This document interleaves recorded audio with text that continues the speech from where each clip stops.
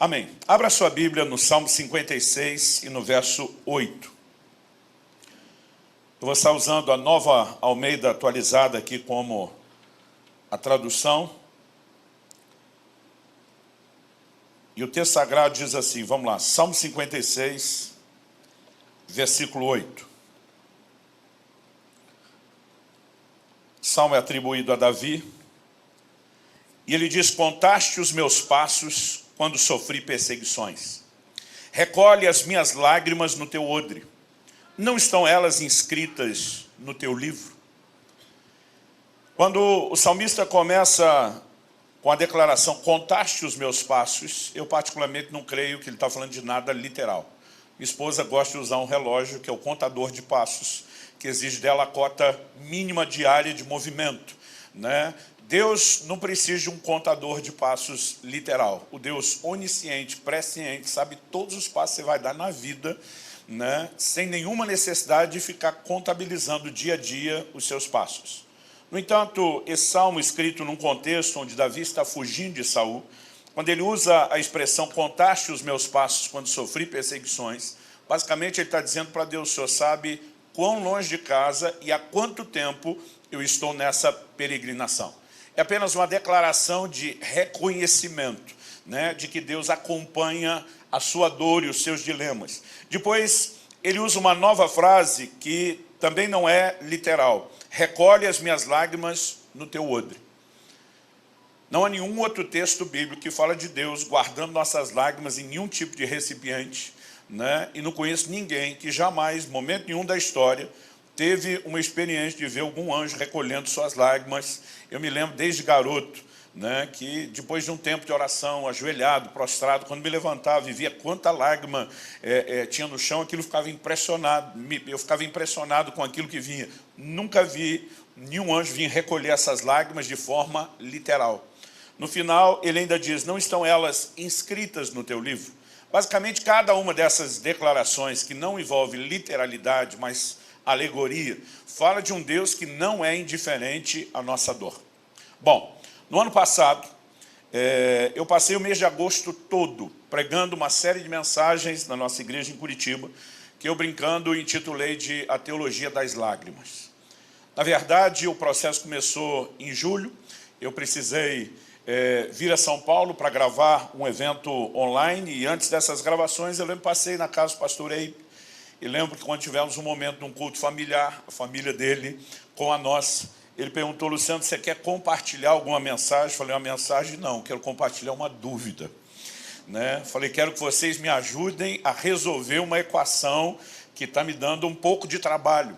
E a gente falou um pouquinho, pensou, não desenvolvemos muito a coisa, mas naquela semana, enquanto voltava para casa, depois do evento, depois das gravações, eu lembro de um momento específico que eu falei para minha esposa, pega o volante do carro, que começou um download. E aquele entendimento rendeu um mês de conversa, aquele um mês de conversa eu acabei achando pouco, e foi quando eu sentei e escrevi o livro Como Deus Transforma a Tristeza em Alegria, que eu tenho a missão de resumir nos próximos minutos. Eu tomei esse texto como o ponto de partida, porque acredito que foi mais ou menos entre março ou abril de 1994. Eu comecei a pastorear em dezembro de 93. Estava há poucos meses no ministério pastoral e, antes disso, gastei alguns anos no ministério itinerante, apenas botando pilha na fé do povo, encorajando eles a buscar a Deus. E agora, no pastorado, eu descobri que nós teríamos que lidar com os dilemas e as dores do dia a dia que as pessoas passavam. Eu estava conversando com outro colega um outro ministro, um outro pregador, e não sei como nós viemos parar nesse versículo, recolhe as minhas lágrimas no teu odre. O questionamento, com a conclusão óbvia, é que isso não era literal. Mas a minha pergunta é, o que significa recolher as lágrimas no odre? E ele me disse, olha, eu ouvi um pregador norte-americano uma vez trazer uma explicação interessante sobre esse texto. Eu não me lembro se na época, em 94, ele disse quem era o pregador, se disse, eu não me lembro e não tenho nem como dar o crédito devido a quem trouxe luz sobre isso. Mas a explicação era mais ou menos a seguinte, né? Muitas vezes nós estamos lendo alguns textos na Bíblia e nos esquecemos de um contexto, de um pano de fundo cultural de quando essas coisas foram escritas ou declaradas e afirmadas. Por exemplo, nós usamos hoje o odre. O odre era uma espécie de cantil feito com couro do animal. Embora na Bíblia você vai ver uma única menção de um odre sendo usado para carregar água, uma única menção do odre contendo leite, em todas as outras, na Bíblia, você vai encontrar a menção do odre contendo vinho. Por quê? Porque todos os líquidos poderiam ser armazenados em outros tipos de recipiente. Mas quando o suco da uva era espremido no lagar, ele precisava, para o processo de fermentação, ter um contato limitado com a quantidade de oxigênio. Então, normalmente, eles fechavam essa bolsa, lacravam, para que ele pudesse passar por um processo de fermentação, podemos dizer, controlado. Então, normalmente, você vai ver Jesus falando de vinho novo, em odres novos, né? O odre já remetia dentro da cultura, daquilo que eles conheciam e entendiam, a ideia do vinho. E, basicamente, o que esse pregador dizia era o seguinte, que quando Davi faz menção de Deus recolher as lágrimas num odre, ele está usando a alegoria conhecida. E o pregador dizia o que são as lágrimas, elas são o fruto do esmagar das aflições na nossa vida, assim como o suco da uva, né, é o fruto do esmagar das uvas no lagar. Esse suco é colocado dentro do odre, que é um ambiente de transformação, de fermentação. E no final, o que entra apenas como fruto do esmagar das uvas, sai como vinho, que na Bíblia é uma figura de alegria, inclusive um dos símbolos do Espírito Santo. O Salmo 104:15 fala do vinho que alegra o coração do homem. E basicamente, esse camarada resumia a partir dessa declaração de Davi, a ideia de que Deus tem a capacidade de recolher nossas lágrimas, o fruto esmagar das aflições, para que elas passem por um processo de fermentação ou transformação. E a ideia do odre remete ao produto final do vinho, que é a alegria. Embora a gente não possa fazer uma exegese só em cima de um texto como esse, ele no mínimo é uma boa ilustração de afirmações explícitas na Bíblia de um Deus que transforma a tristeza em alegria. Jeremias, no capítulo 31, no verso 13, eu lembro que esse texto me impressionava desde que eu era garoto, diz: então a virgem se alegrará na dança, juntamente com os jovens e os velhos. Transformarei seu pranto em júbilo e os consolarei. Eu lhes darei alegria em vez de tristeza. E você ainda precisa levar em conta que os versículos anteriores, o 11 e o 12 de Jeremias 31, falam da redenção e do livramento divino. Então Deus, ele tem feito essa promessa. O próprio Senhor Jesus faz a seguinte declaração, lá no Evangelho de João, no capítulo 16, no versículo 20. Ele diz: vocês ficarão tristes, mas a tristeza de vocês se transformará em alegria. Há um Deus que transforma a tristeza em alegria. Você pode dizer amém? Amém. Agora, quando eu olho para as Escrituras, para mim é inegável o poder consolador do Evangelho. Quando Jesus, Lucas 4, nos relata isso, chega na sua cidade, Nazaré, ele vai à sinagoga, ele abre o livro do profeta Isaías e ele lê no rolo, né, da lei do Senhor a seguinte porção, está registrado em Isaías 61, eu vou meio que resumir os versículos 1 a 3. Ele diz: o Espírito do Senhor Deus está sobre mim, porque o Senhor me ungiu para pregar boas novas aos pobres, enviou-me a curar os quebrantados de coração, a consolar todos os que choram, a pôr sobre os que choram em Sião uma coroa em vez de cinzas, óleo de alegria em vez de pranto, manto de louvor em vez de espírito angustiado. Jesus, depois de ler essa porção do livro de Isaías, ele diz: hoje se cumpre essa palavra. Ele reivindica sobre si o cumprimento dessa profecia. Não muito depois disso, no Sermão do Monte, ele afirma em Mateus 5,4, bem-aventurados os que choram, porque serão consolados. Quando nós lemos aqui só a ideia de serão consolados, pode parecer só que parou de chorar. Mas o registro de Lucas, capítulo 6, verso 21, da mesma afirmação de Jesus, dá uma perspectiva mais abrangente. Ele diz: bem-aventurados são vocês que agora choram, porque vocês hão de rir. Ou seja, a ideia de consolo não abrange só a interrupção do choro, mas a inclusão da alegria e do riso. Então, olhando para as Escrituras, nós percebemos não apenas que é possível, mas que é desejo revelado de Deus, é possível esperar alegria depois do choro. Salmo 126 diz nos versos 5 e 6, os que com lágrimas semeiam, com júbilo ceifarão. Quem sai andando e chorando enquanto semeia, voltará com júbilo, trazendo os seus feixes. Eu não quero me estender demais, né? No livro que escrevi sobre o assunto, gastei um capítulo só mostrando como a dor, a tristeza, o sofrimento e as lágrimas entram no mundo como uma consequência do pecado. Mas depois termino o livro com um capítulo de perspectiva escatológica, onde nós trabalhamos as promessas do grande desfecho da redenção, onde Deus diz que enxugará dos olhos toda a lágrima. Chegará o dia onde não haverá mais dor, tristeza e nem choro. Chegará o dia onde nós não teremos mais as lágrimas. Mas a verdade é que até que esse dia chegue, nós vamos ter que lidar com a questão do choro. O Novo Testamento nos instrui a chorar com os que choram, mas também a nos alegrar com aqueles que se alegram. Isso não apenas significa que é um grupo chorando e outros se alegrando, mas que a vida é cíclica. E se eu e você, por um lado, podemos enfrentar momentos de choro, também podemos esperar momentos de alegria. Não apenas porque as circunstâncias se alternam, mas porque Deus muda tristeza em alegria. Então o choro até pode ser parte da vida do crente, mas não deveria ser ato contínuo. Quem está entendendo, diga amém. Amém. Agora, eu não quero só afirmar que Deus transforma a tristeza em alegria. O título da mensagem é Como Deus transforma a tristeza em alegria. Por quê? Porque algumas coisas que nós precisamos levar em conta nessa equação. E aí eu vou mexer no dilema que eu abri no ano passado, quando estava aqui visitando o pastor Eibe. Eu acordo uma manhã do mês de julho de 2020, com um versículo que vem forte no meu espírito. Eu não sei como Deus costuma falar com cada um, mas toda vez que eu acordo, e um versículo, ele agarra no meu espírito, parece martelar o dia inteiro. Eu sei que Deus está me chamando a atenção para meditar a respeito daquilo. E eu acordei com 2 Reis, capítulo 20, versículo 5, dentro de mim. Quando o profeta Isaías, depois de ter dado um decreto de morte sobre Ezequias, não era apenas um diagnóstico médico, era uma palavra do Senhor dizendo, você vai morrer, você não vai viver. Ele depois, Ezequias vira para a parede, ele chora, ele ora, clama a Deus, e Isaías nem tinha ido muito longe, e o Senhor manda ele de volta. Isaías volta e traz uma mensagem da parte de Deus para o rei Ezequias. E ele diz, eu vi as tuas lágrimas e ouvi as tuas orações. Aquela frase, vi as tuas lágrimas, ardeu dentro de mim o dia inteiro. Eu ficava pensando, há um Deus que enxerga a nossa dor e não faz isso de forma indiferente. Ele vê as nossas lágrimas. Gente, pensa num negócio que mexeu comigo e com a minha fé. Mas no dia seguinte eu acordei com outro versículo, que parecia uma aparente contradição. O versículo do dia seguinte era Malaquias 2,13, onde Deus disse, vocês cobrem o meu altar com choros, com lágrimas, com gemidos, e eu não vos ouço. Eu falei, peraí Deus, ontem o Senhor estava vendo as lágrimas, hoje o Senhor não está nem aí para elas?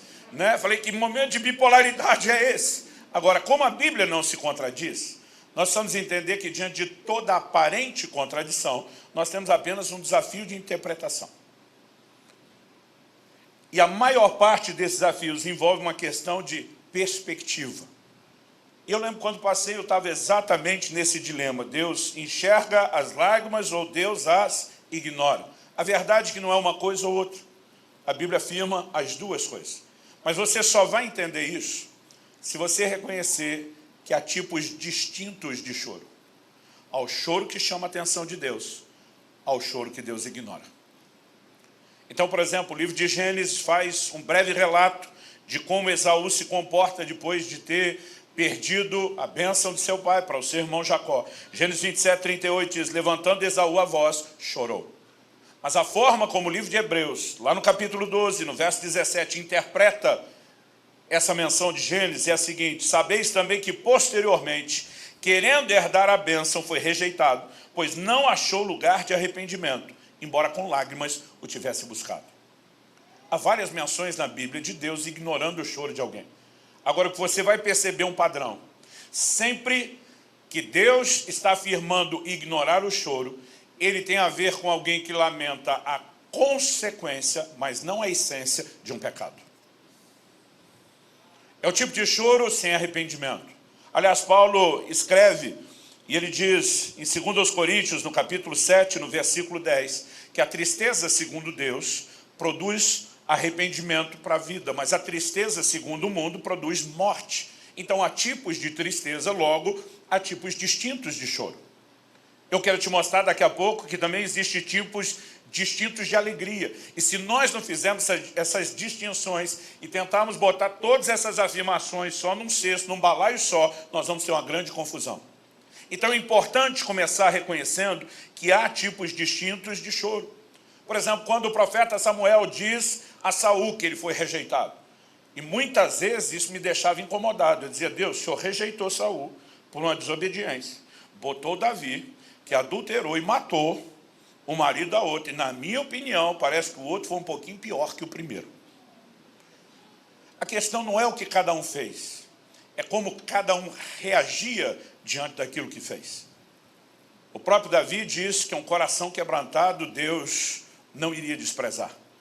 Quando o profeta Samuel diz a Saul que ele está perdendo, o reino, ele se arma como quem diz, eu não posso sofrer com as consequências do meu erro. Na hora de Samuel sair, ele disse, você não vai a lugar nenhum, fica do meu lado, me honra diante do povo. Em nenhum momento ele demonstra tristeza por ter ferido o coração de Deus. Quando Davi peca, você vai consultar o Salmo 51, escrito no contexto do arrependimento do pecado cometido.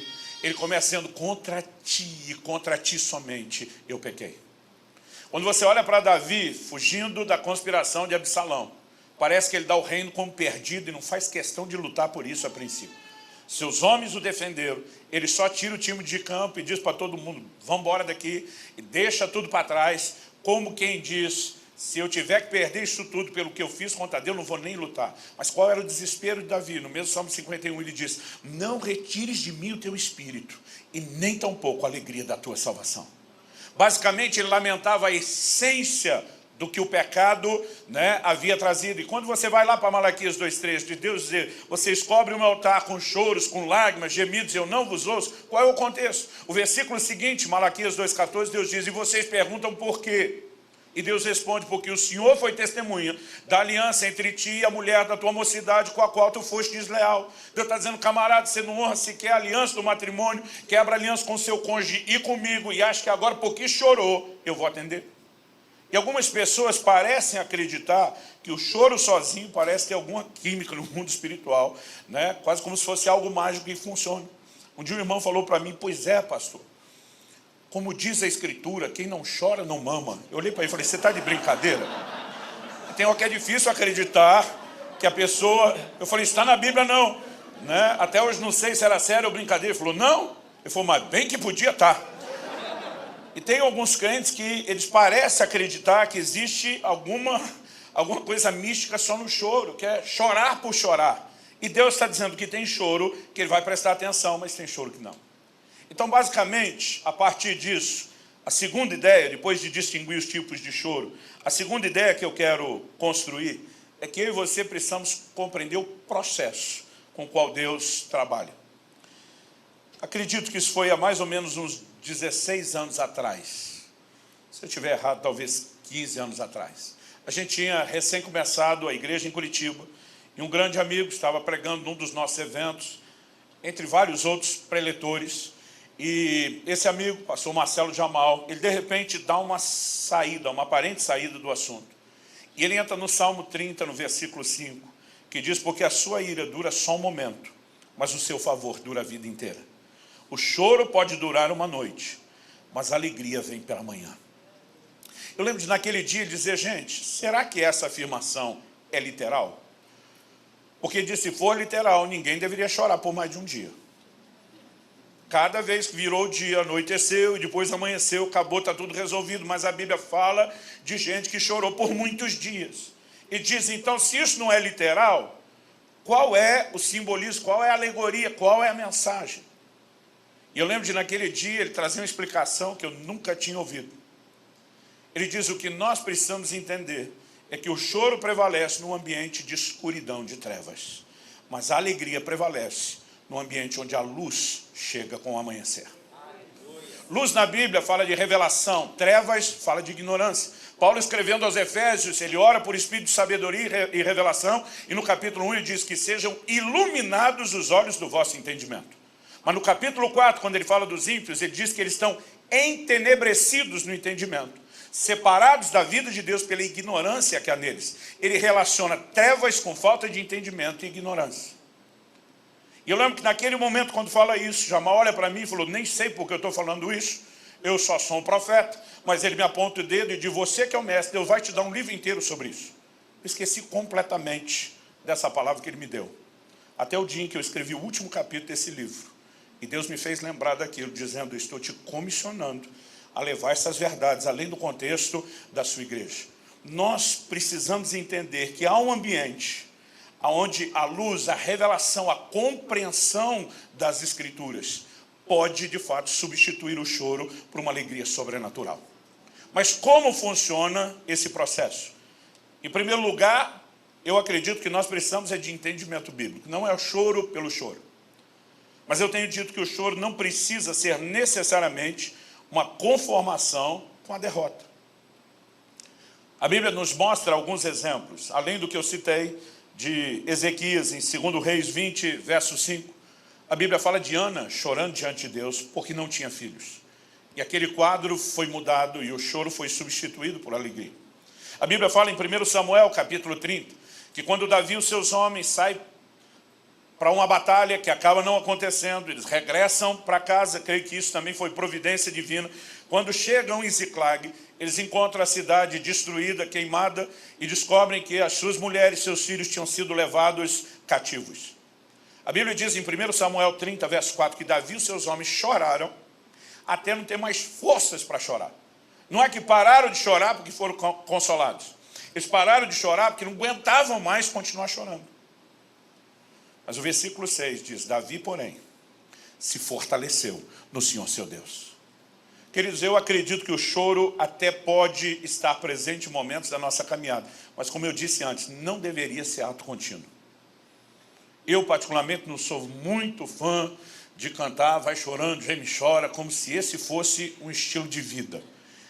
Pode ser parte de ciclos que passamos, mas há um Deus que transforma a tristeza em alegria.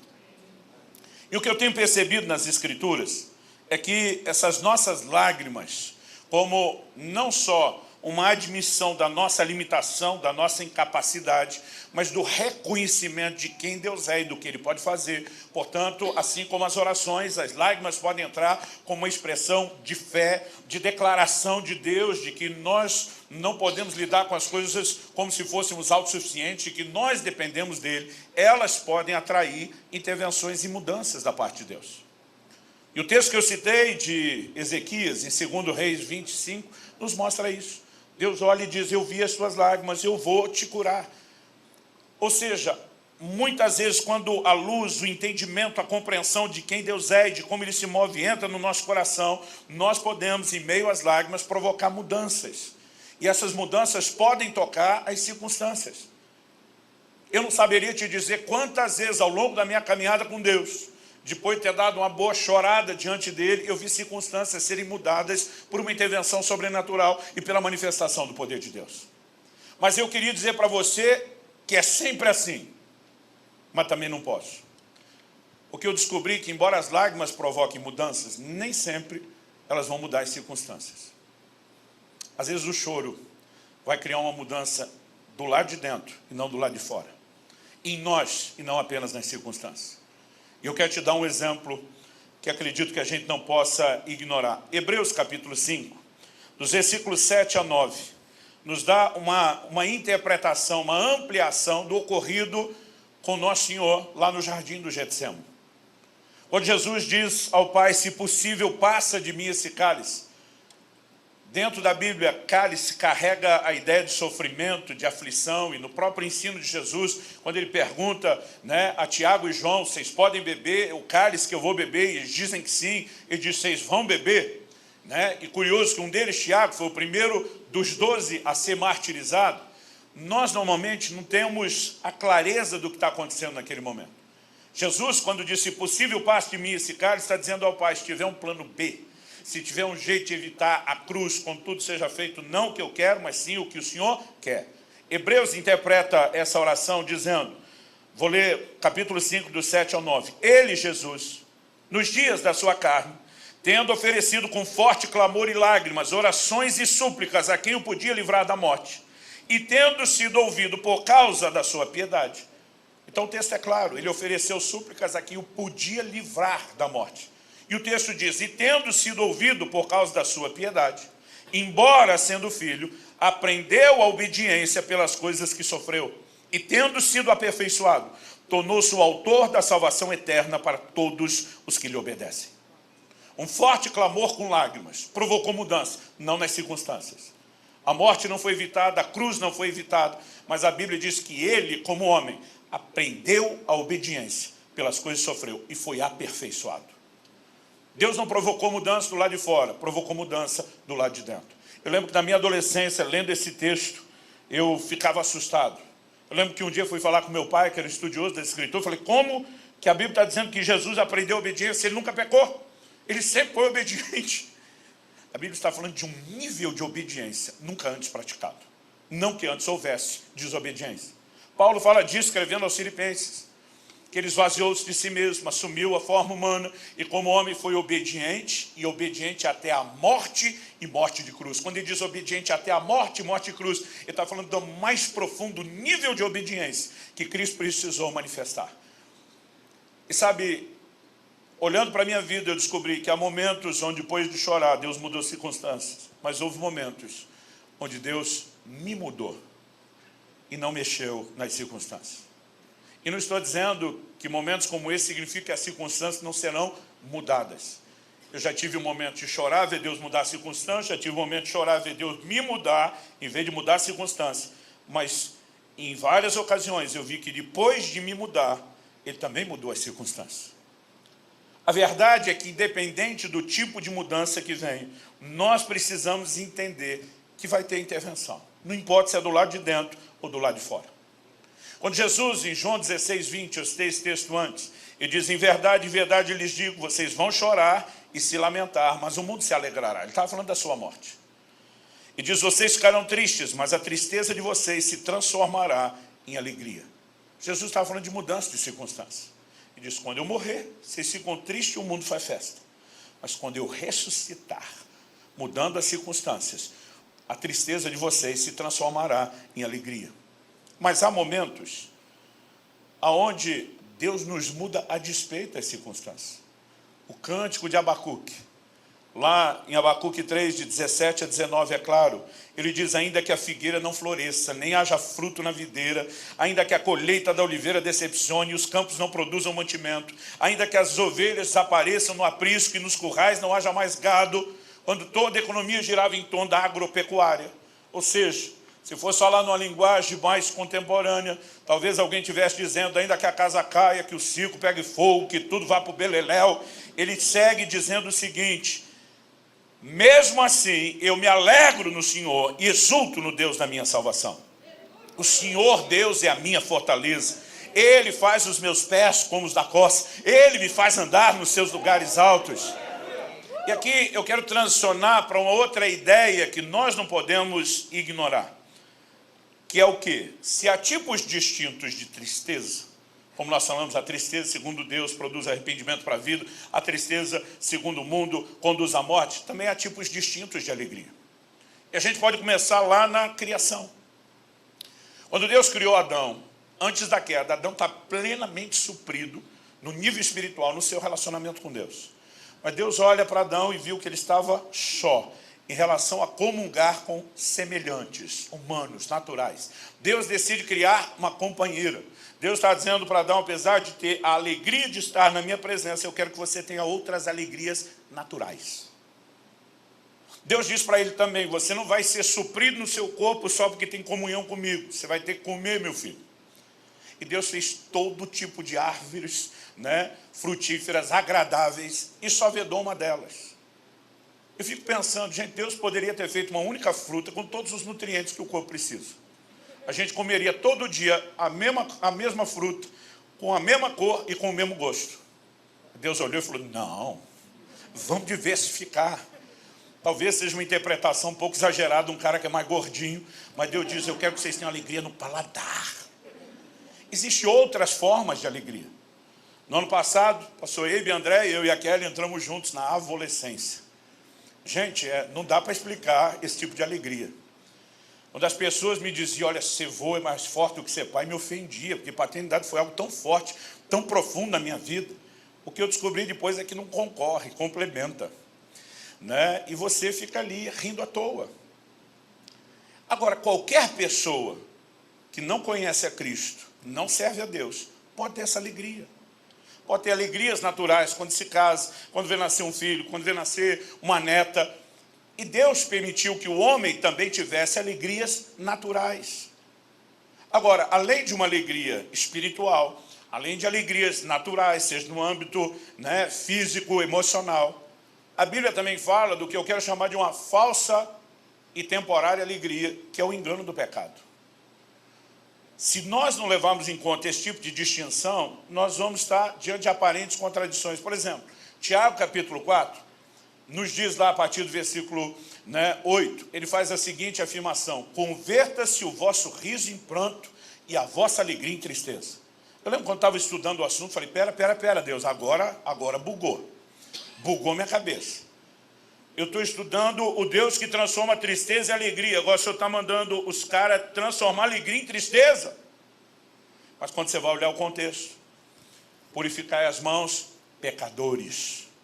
Ele não está falando de uma alegria que Ele quer que seja na nossa vida. Ele está falando de uma falsa alegria.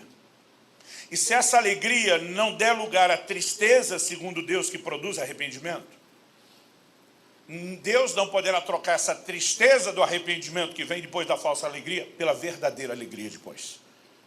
Uma pessoa que está preenchida pelo engano da falsa alegria jamais terá a verdadeira alegria em Deus, a menos que troque ela por tristeza, para que Deus troque essa tristeza pela verdadeira alegria. Ajudou alguma coisa ou confundiu mais? Bom, quando a gente fala dessas alegrias distintas, João 15, 11, traz a seguinte frase de Jesus. E diz, tenho-lhe dito essas coisas para que a minha alegria esteja em vocês e a alegria de vocês seja completa. Quando Jesus fala minha alegria, a alegria de vocês, embora a dele afete a nossa, ele está dizendo que são tipos distintos. E é a partir disso que eu acredito que eu e você precisamos entender o que talvez seja o grande segredo da vida cristã. Embora Deus muitas vezes mude circunstâncias e a partir delas Ele nos alegre, esse é um nível inferior de alegria. A verdadeira alegria que eu e você devemos experimentar da fonte que é o próprio Deus, ela independe das circunstâncias. Em Filipenses, no capítulo 4, dos versículos 11 a 13, Paulo diz, digo isso, não porque esteja necessitado, porque aprendi a viver contente em toda e qualquer situação. Ele está dizendo de viver contente em qualquer situação. Ou seja, Paulo está dizendo, o meu humor não é definido pelas circunstâncias que eu enfrento. Ele diz, em vez de ser governado com uma reação às circunstâncias, é o meu sentimento que, na verdade, governa as circunstâncias. Ele é que prevalece. Só que isso não é algo automático. Paulo não está dizendo, desde o dia que entreguei a vida a Jesus, isso aconteceu. Ele diz, eu aprendi. Isso é parte de um aprendizado, de um entendimento claro das Escrituras, de uma maturidade que eu e você precisamos desenvolver em Deus. Depois de dizer que aprendeu a viver contente em qualquer situação, ele diz, eu sei o que é passar necessidade e sei também o que é ter em abundância. Aprendi o segredo de toda e qualquer circunstância, tanto de estar alimentado como de ter fome, tanto de ter em abundância como de passar necessidade. E é depois disso que ele faz a clássica afirmação, tudo posso naquele que me fortalece.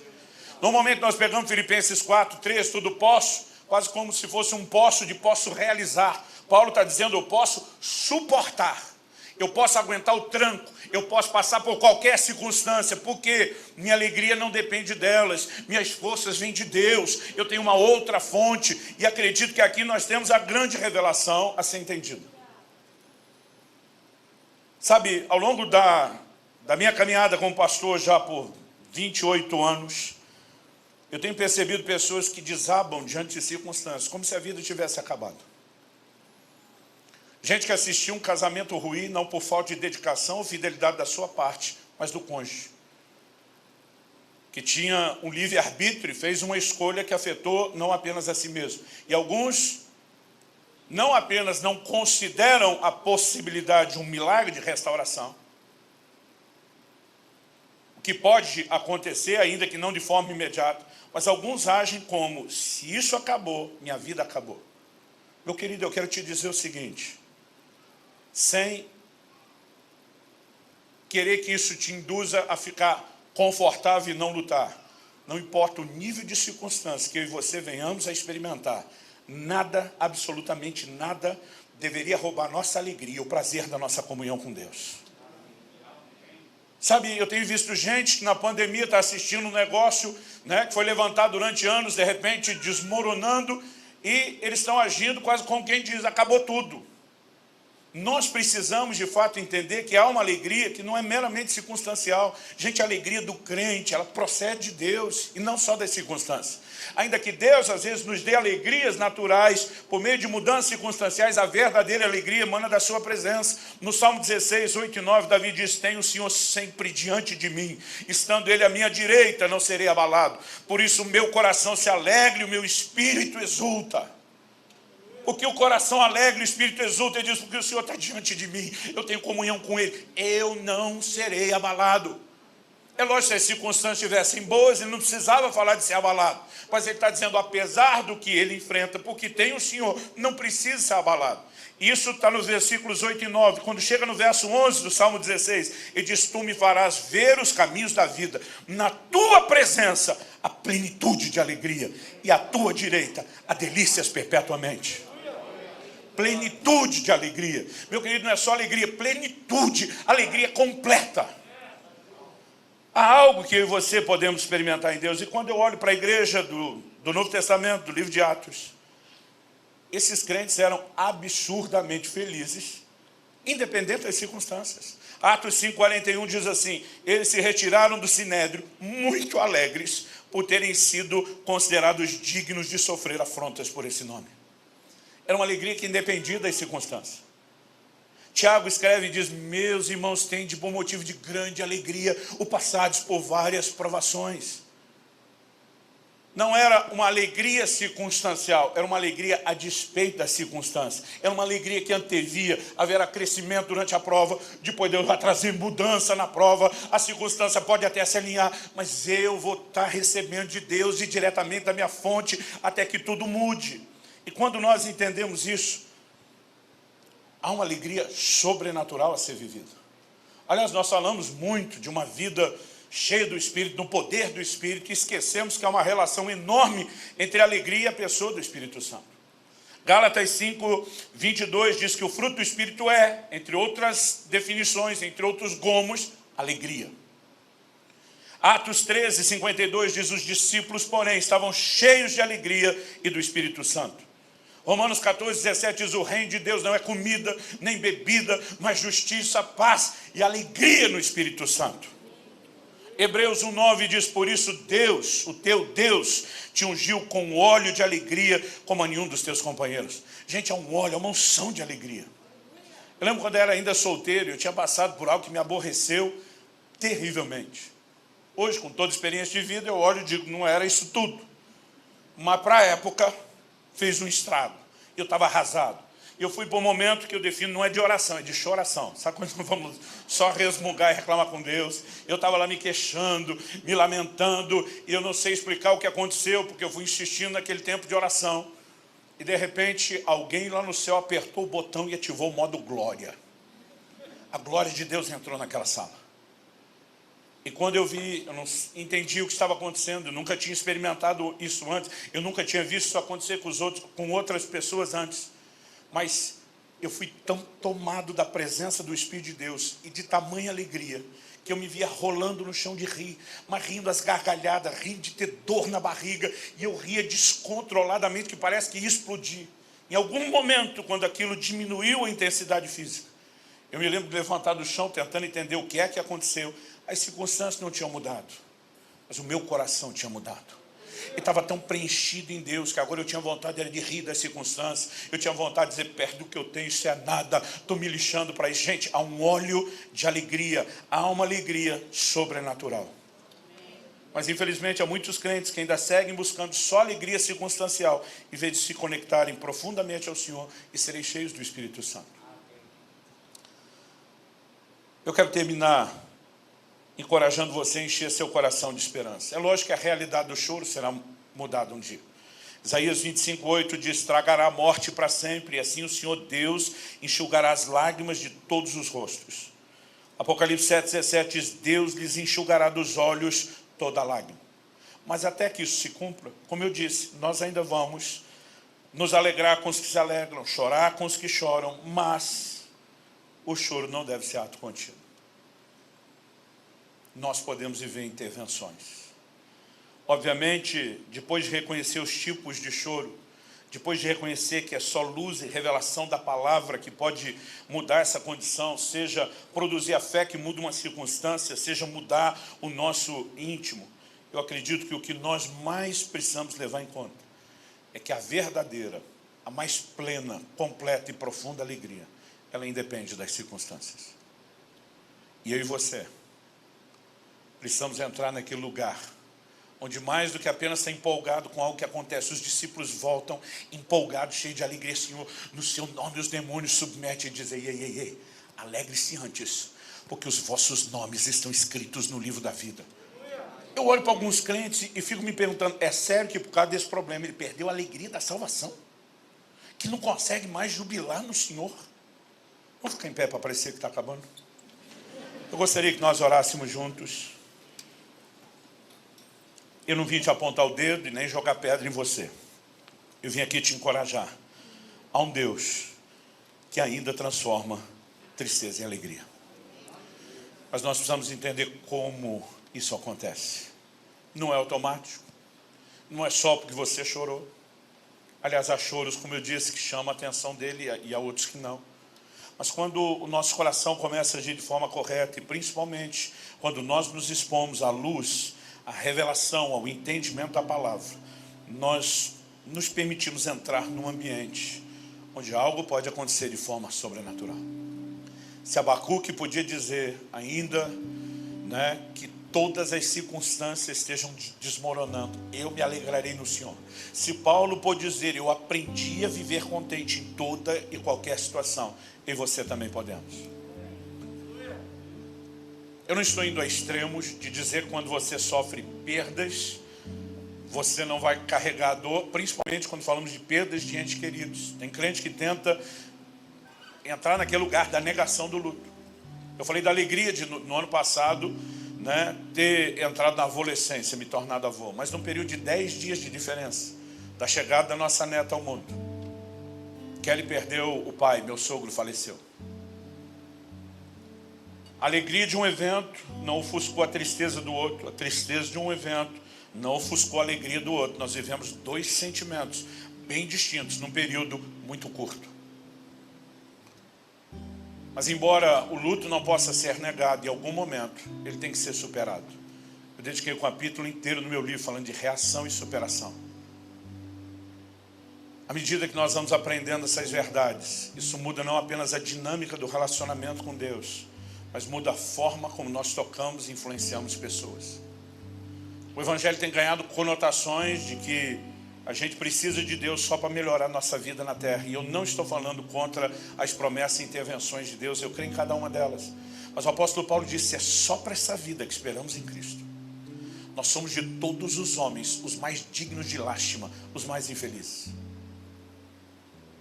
Acima de tudo, nós precisamos reconhecer a diferença que a eternidade com Cristo fará na vida de cada um de nós. E saber que Deus também produz intervenções aqui, vira um bônus, vira efeito colateral, mas não a essência do Evangelho. Eu quero que você fale com Deus. Eu não sei como você chegou aqui hoje. Talvez você precise ouvir e processar essas coisas para despejar consolo na vida de alguém. Talvez você precisava ouvir isso porque Deus quer trazer consolo a você e ao seu coração. Eu já quero chamar o pastor Eibe aqui. Eu vou fazer uma breve oração e depois ele vai encerrar esse momento do culto com vocês. Espírito Santo, não há como desassociar a sua pessoa e a sua obra da alegria. E nós clamamos que o Senhor não apenas traga compreensão e entendimento espiritual dessas verdades, como também oramos por aplicação prática. Nós oramos que aquilo que o Senhor falou por boca do profeta Isaías, que a tua palavra cumpra o propósito para o qual tem sido liberada. Nós oramos pelo teu toque, pelo teu fortalecimento sobrenatural. Eu oro que meus irmãos possam experimentar tanto a ação do Deus que transforma tristeza em alegria hoje, como também ter o devido entendimento para ser compartilhado, despejado na vida de outras pessoas que necessitam. Mas nós oramos clamando que, além daquilo que a instrução da Tua palavra proporciona, da fé e do conforto que ela produz, nós oramos pelo Teu toque, pelo Teu selo, sobre cada um dos meus irmãos e irmãs, tanto aqueles que estão aqui, como aqueles que nos acompanham à distância por meio da transmissão. Nós oramos isso em nome do Senhor Jesus. Se você crê e concorda, diga amém. Se você recebe essa palavra, diga: eu recebo em nome de Jesus. Amém, eu recebo em nome de Jesus. Muito obrigado.